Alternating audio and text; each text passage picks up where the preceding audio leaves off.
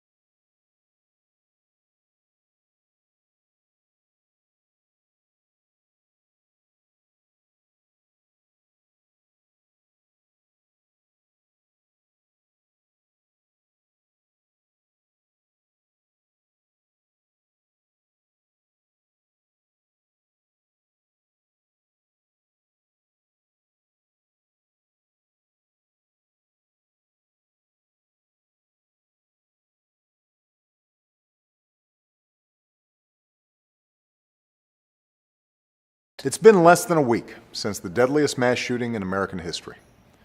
And foremost in all of our minds has been the loss and the grief felt by the people of Orlando.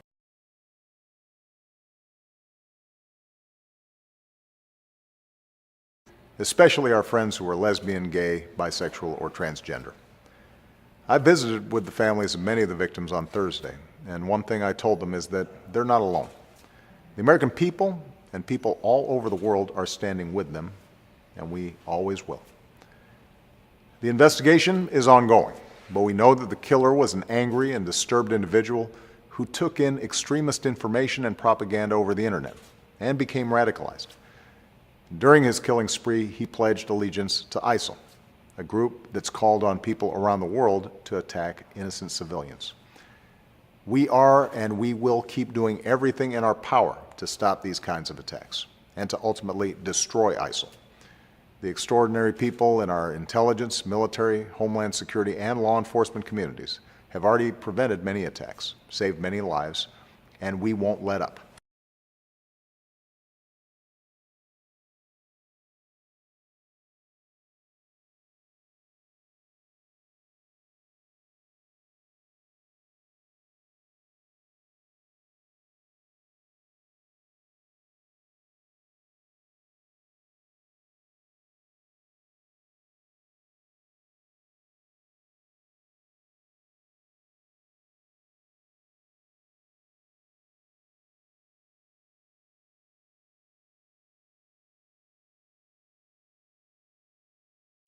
Hi, I'm Will.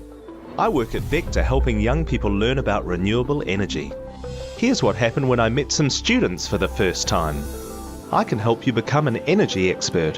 What should we start with? Geothermal genius. Magma from the Earth's core comes closer to the surface and we end up with volcanoes, hot springs and geysers. But do you know what magma is?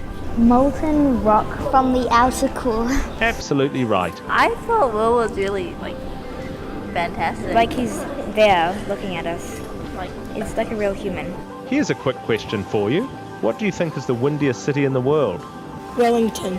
Nice. If the sun is so far away, how long do you think it takes sunlight to reach us? 10 minutes. Correct. You're a solar superstar. I was curious if they liked me. It's different from like talking to Will than talking to like Siri, for example, because like he's there, you can see him. He was quite human-like, even though he's an AI. Then, the human version of me arrived. How's it going? Was it cool? Yeah. Yeah, it was cool. We got some really good reactions out of a few kids. Is that you? Yeah. That's really cool. Yeah. A couple of them didn't recognise me straight away. You know it's me, eh? Oh yeah, true, I can see that now. It's a bit of a shock seeing my digital avatar for the first time. It's like looking in the mirror, I guess. Let's face it, he may look like me, but I'm the one who knows about energy. Yeah, I think Will could be used as an education tool in many areas. We did learn some things that we didn't know. Wellington is the windiest city. I learned that you wouldn't notice if the sun went away for 10 minutes. It's not just a blank screen they're staring at answering questions, so they feel like they're actually interacting with a human. He was a good teacher. It was great meeting the thinkers of tomorrow, because together we can shape our energy future.